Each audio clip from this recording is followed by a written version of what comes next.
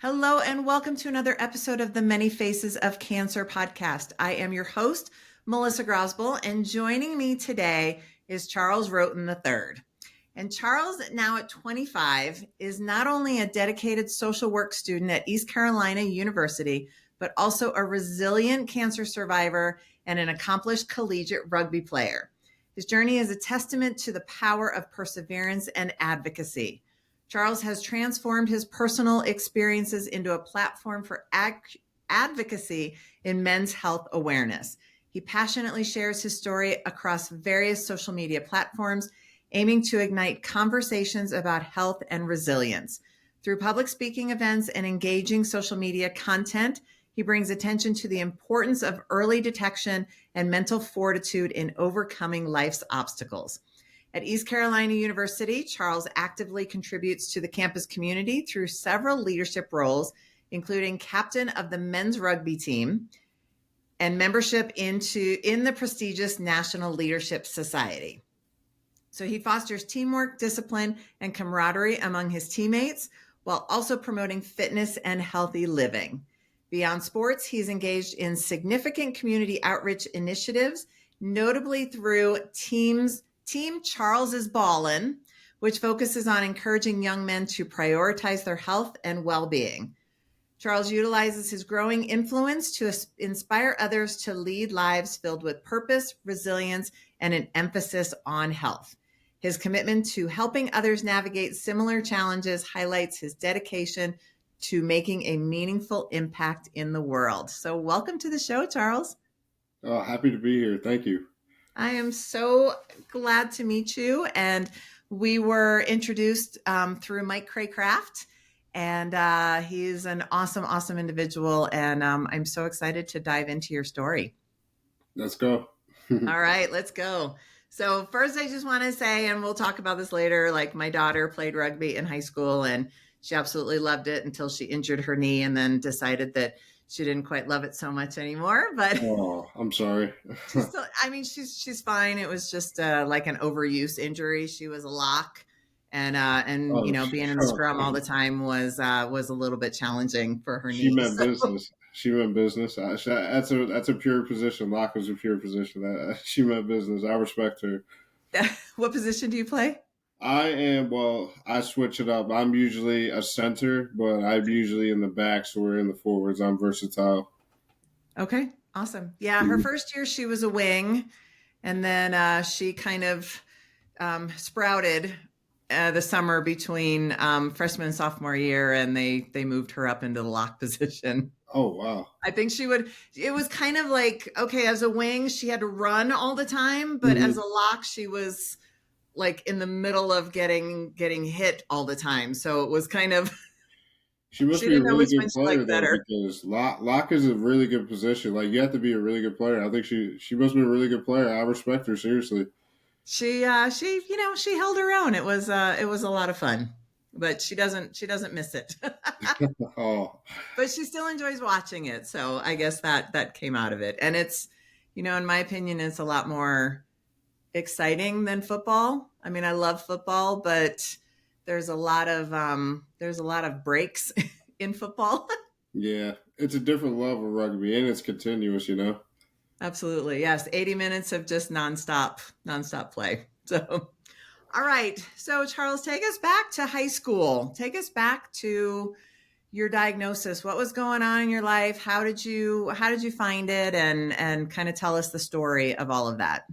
Well, when I was just transferring from Bishop McDevitt High School, a former high school in the Eastern PA area, I was going to transfer to another school, my local school called Springfield Township, PA, and I had to get a physical form because I was a new student and they didn't have any new information on me for my health record. So I went to my local just health or just CVS and I had to get a physical exam. And the doctor there told me that there was a problem after he did a testicular exam. And he told me that I had to take it to a higher medical notice. And I went to Children's Hospital and they did an exam and they put me through a CAT scan, and more other exams, and they told me that I was diagnosed with testicular cancer in March 27th, 2016, I believe, 2015. Yeah. How old were you? And I was 15 years old. Wow. Yeah. I was a freshman in high school. So thank God for that physical and switching schools. Absolutely. Yeah. Okay, awesome. Well, not awesome, but I mean, I'm very glad that they were able to find it Yeah. Catch it that early, early. you know? So was it caught early? Were you still kind of stage one ish? Yeah, I was still in stage one, and that was still in high alert. I every other week or literally every week.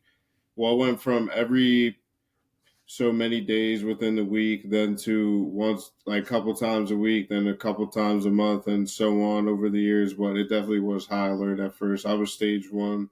Thankfully, only stage one, never over that. But I was always having to be tested and having to like miss out on a lot of opportunities, even sometimes athletics, because that was like a main core thing of mine. But even my friends, because there was a time where I only told a certain core people, and I'm not gonna lie to you, this year I actually came out about it to social media and just everyone, because not everyone had a feeling of just knowing about that, because I didn't want to make it seem as if it was all about me, or in the fact of I was just always just trying to seek attention out of it, because a lot of people liked me for who I was and just how I carried myself as an individual. And I wanted positivity out of other people.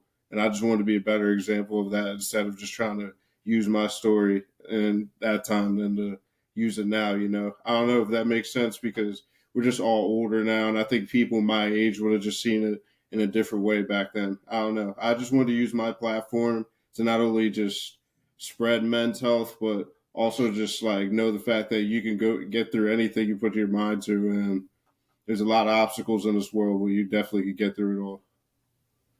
Now, did they just like employ a wait and see approach, or did you have surgery, or what's the protocol for stage one?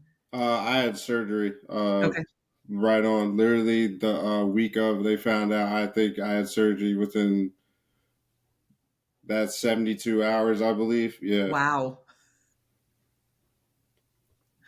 Okay. And so did you, you said you kind of kept it quiet and you just came out this year. Did you have anybody kind of, in your life? I know you were going to a brand new school, so it was a very new environment. So did you have anybody in your life that could confide in and could help you kind of through all of this besides your Yes, family?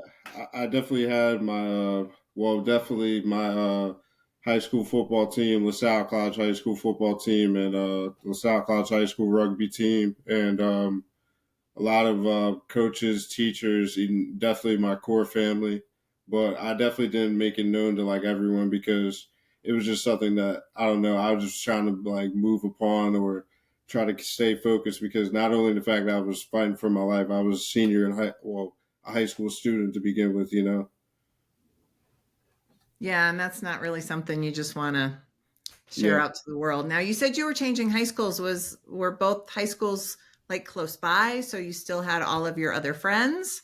Yeah, well, yeah, but it just it kind of was things kind of I wouldn't say it got weird, but I had to adjust, you know, because I not only was I moving in my freshman year, my freshman year I transferred from Bishop McDevitt High School, then to Springfield Township High School, then also to LaSalle College High School going into my sophomore year. Oh my gosh, that's So a lot yeah, of change. yeah. Yeah, and I was born in the Scranton area, so I don't know how far away you were from that area. Oh yeah, I'm familiar. I think it's far, but not too far. You know, not too far like Penn State area. I don't believe. Right. No, I don't know where these high schools are, like what area of Pennsylvania that Hmm. you're in. I'm assuming it's like Eastern Pennsylvania, like you said, Yeah, right? yeah, Okay. near like Philadelphia and whatnot. You know. Oh, okay. So you're farther southeast. Yes. So I'm from northeastern, like we're 50 miles from the New York State border. So Oh yeah. Oh yeah. okay. Okay, gotcha. All right. So I guess kind of what prompted you to finally start sharing your story, finally starting to speak out? I mean, so this is what, like 8, 9 years later.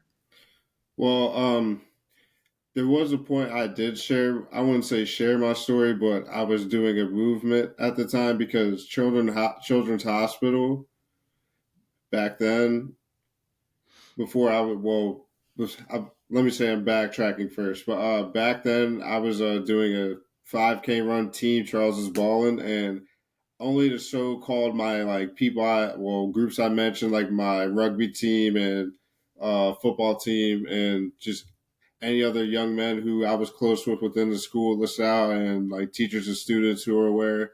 I was doing just a charity event for the testicular cancer and also children with cancer at a young age. So it was just a combination of that. And then when it came to the light 2 months ago, March 27th, when it was 10 years later, my brother just told me that, yo, man, like, I think you should really just speak about it. You really just, I wouldn't say held this away, but this is a time that you would really touch a lot of young men, because we were just both talking just on the facts. My brother Elijah told me just that there's a lot of young men that are losing their lives every day. And not only from just horrible things that just happen in this world, but just in the fact that there's things that we can't even prevent that will just happen, and we have to do every step we can to be able to prevent it or help ourselves down the road, or let alone our families and generations. And that's why I just felt the need to just speak out on that. And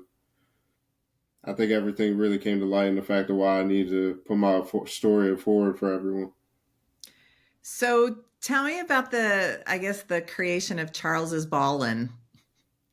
Oh, well, to be very real, that name came from my brother again, and we were just, this was like way before when Instagram wasn't even a thing or Uh-huh. just becoming a thing. And I was like, yo, man, what should my Instagram name be? He was just looked at me, said Charles is ball, and I was like, okay, I'll go with it. This sounds cool, not too bad, not too harsh or anything, Well, and you played ball, so there's kind of a, Yeah, correlation, multiple yeah. multiple meanings for Yeah, it as well. yeah. All right. And so I'm guessing, it says from your bio that you do a lot of like social media content about this and really, spreading the word and stuff. So tell me a little bit about that. Yeah, I actually today is unfortunately the last day that I'm doing a fundraiser for the Testicular Cancer Foundation, and I was going to be running. I'm raising right now $1,000, and I'm at 968, and I'm like $33 away. So yeah, I'm hoping before today I get to that goal. Just meeting it, I hope so, because I was very late because this is kind of my last like real like hard semester. I have an 18 credit hour semester, so I was trying to like do a lot Wow. of things at once. So yeah. And so is the fundraiser, tied to anything, or are you just like, are you doing a run or something, or are you just raising money for the Testicular Cancer Foundation? I'm just raising money for it, and this month was the Testicular Cancer Awareness Month, and I thought, why not? Because I already came out and talked about it, and I was like, I think this would be a great idea, and I'm definitely thinking about doing this on each month down forward on April Testicular Cancer Awareness, and just be able to raise $1,000 each month, maybe more if it gets popular. Oh, that's fantastic. And it says that you do a bunch of different outreach. So what else are you involved in spreading the word about this? Um, well, other stuff I do.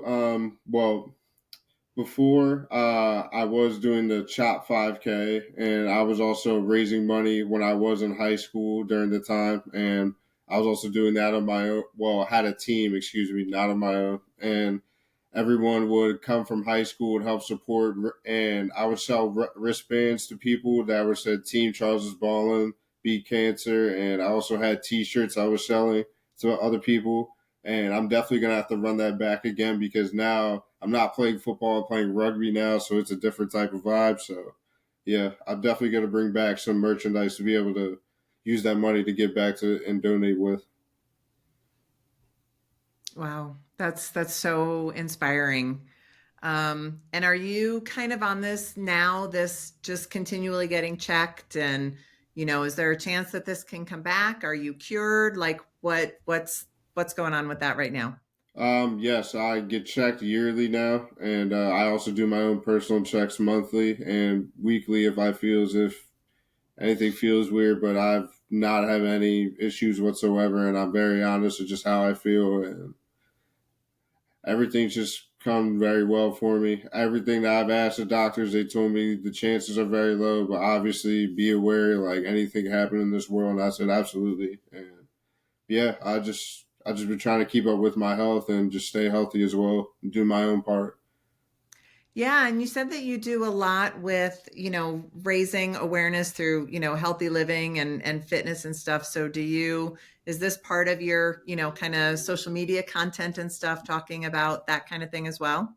Yeah, absolutely. I definitely mix that in with definitely some rugby content too. I know even if I sometimes go a little veer off of my own thing, I know not everyone likes rugby, but I also do like lifting stuff so people can just find ways to lift. And I also try to like post myself like after like a post run, like because I sometimes like try to like run enough like a certain number of miles per week just because for my like workout plan and whatnot. And I try to like inspire other people to just get up and run or just do something.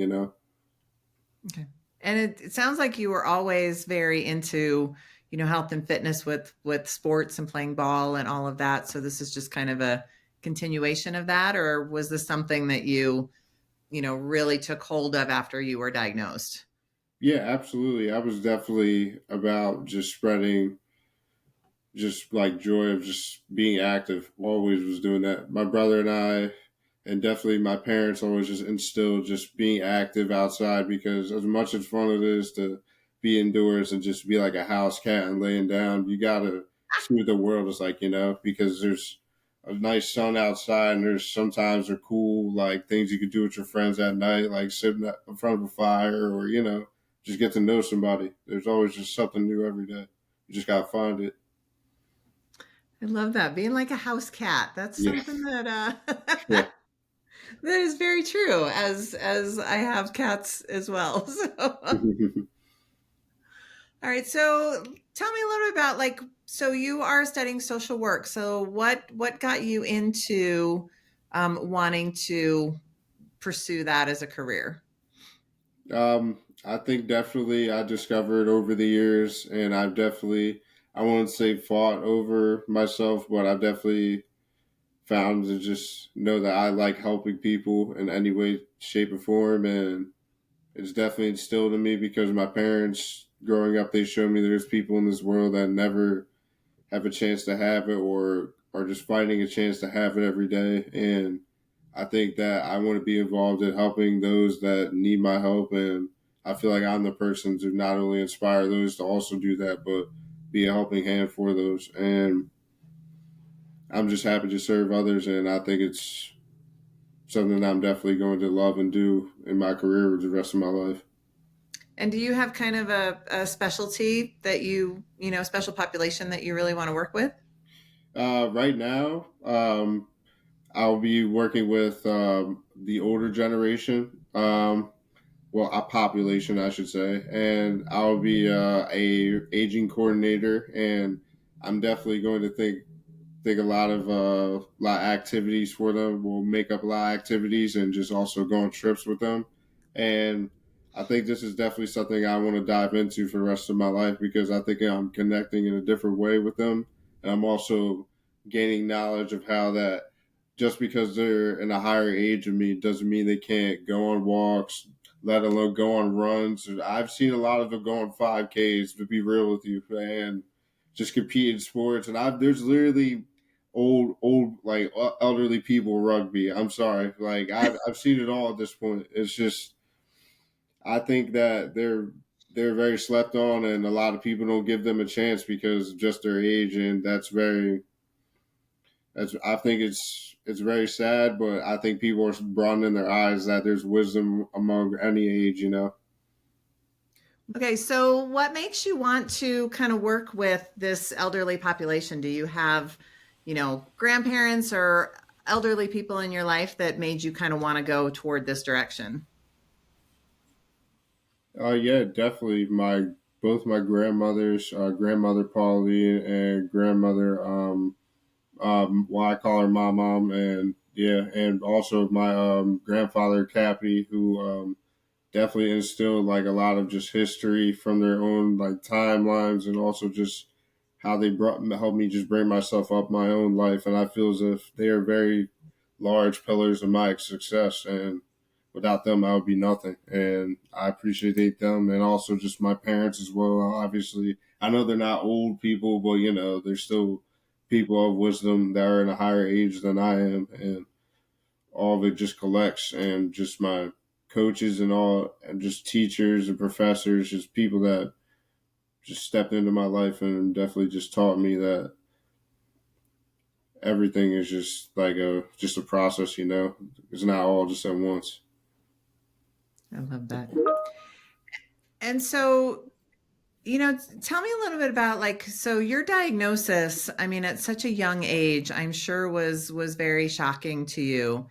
And I guess, I mean, it was such a young age though, but can you see a point where maybe, I don't know, it kind of changed the trajectory of your life, or, made you look at things different or want to do things differently than if you hadn't been diagnosed?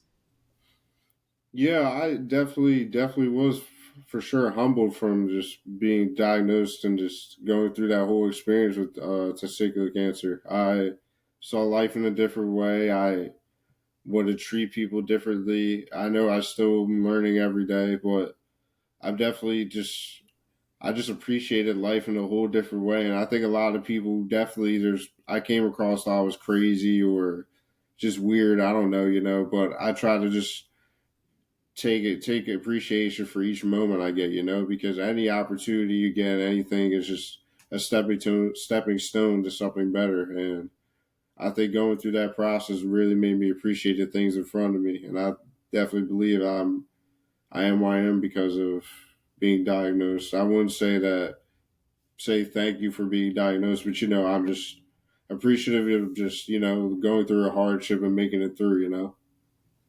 Absolutely, especially at such a young age. And, I like to say that, I mean, cancer sucks and I wouldn't wish it on myself or on anybody at all. And, I'm of the mindset that two things can be true at the same time. So cancer can suck. Yeah, And then there can also be silver linings or blessings, or, something that comes from it. I guess making lemonade out of lemons, absolutely. or, whatever metaphor you want to use. But I love that, especially at your age, you've just kind of incorporated in that this is just a hardship that you've gone through. And, it's kind of helped shape, the future of your life and your appreciation of everything. Absolutely. That's awesome. And then do you see yourself, you've talked about doing the fundraiser, every April for testicular cancer awareness. Do you see yourself doing other kind of advocacy or, speaking out or things like that going down the road? Yeah, for sure.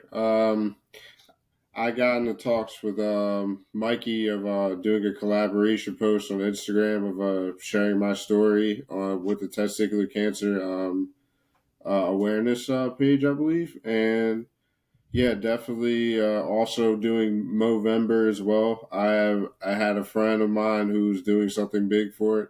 His name is Ben, and yeah, we're definitely in the talks of doing something good for Movember and making something big out of it. Definitely going to make a lot of social media posts and getting the word out, and also just raising money and spreading awareness of that, just as usual. Okay. Do you talk about it at school? Um, I haven't. Well, I am open of it. I have talked to of other students and also my teammates, and they felt very moved about it, and they're just always just asking, can I help in any way or just spread awareness, or I'll be able to just tell my brother, or even also like father, young father, just men, period, just spread awareness. Yeah, absolutely. Especially, like, I didn't even know that it could hit, I mean, I guess it always can, but it tends to be a young man's disease. And, high school is, can we get awareness? And I think I've talked to Mike about this too. Can we get awareness into the high schools for self-checks or, anything like that men can start checking themselves at a young age to actually look for this? Yeah, I've definitely thought about it. I definitely was thinking about talking to the social work school about it and just being able to have like a talk like that with the ECU or even just my own high school. But this is definitely something that should be talked about and definitely pushed across through the words of others. Yes, absolutely. And are you getting ready to graduate? Is this your last year? I'll be graduating in spring of 2026 because I'll be going through a capstone internship through East Carolina in my last semester. Then I'll be all she wrote. Wow, that must be so exciting. Yeah, very hype. All right. So, Charles, where can people find you if they want to reach out to you, if they want to connect with you, if they want to get more information from you? What's the best way for them to be able to reach you? I usually use Facebook. You can search me up at Charles Wroten. Also, Charles's Ball on Instagram. Well, I have two eyes in that one, and TikTok as well. Charles's Ball in just one eye, and that's usually the handles and stuff I use and message and just talk to people, connect. Okay. And I will, I'll put all of those um, handles or whatever connections in the show notes so people can check out what you're doing and connect with you. Awesome. Okay, so I always ask this of all of my guests. A lot of my audience are people who are, just newly diagnosed or are in the throes of overwhelm of this diagnosis and not really sure where to go, what to do, any of that. So, what is one piece of advice that you would give to someone who is kind of just starting on this journey or is in the midst of overwhelm about a cancer diagnosis? What's either one thing that helped you or one piece of advice going through all of this that you would give to somebody in that position? Um, Definitely, and why I say this, I just speak from the heart that definitely put your faith in God and definitely put your faith in your family and your core people that trust you every day and that not only seek your word but also want to seek the best out of you because there's some people in this world that would put you down and try to take you out and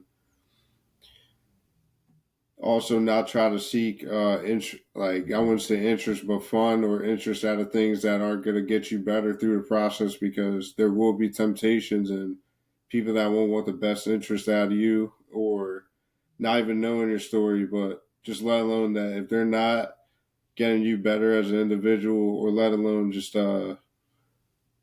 noticing the things that you're going through because there's people that don't know how to just be kind and you just got to stay close to the people that want to see you get up because when they see you get up they're going to keep you up and just keep raising you up and just keep elevating you because I am where I am because of the people that stayed with me and without them I would be nothing and also my faith in the Lord was driven me through this whole process and I'm thankful for it all. Yeah. That is, That's definitely how I got through all this. ooh. Yeah.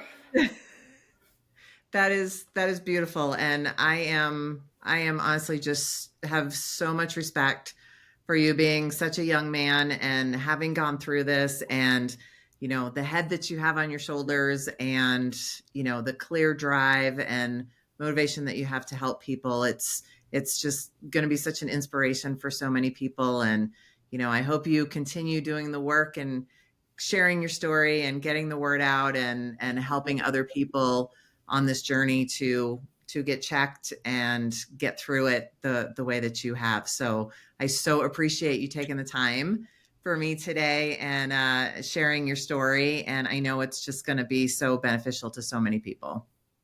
I thank you for making this one of the best opportunities I could receive and just let me share my story and my platform. And I just hope my story just not just put a smile on someone's face, but also just know that anything can happen to anyone.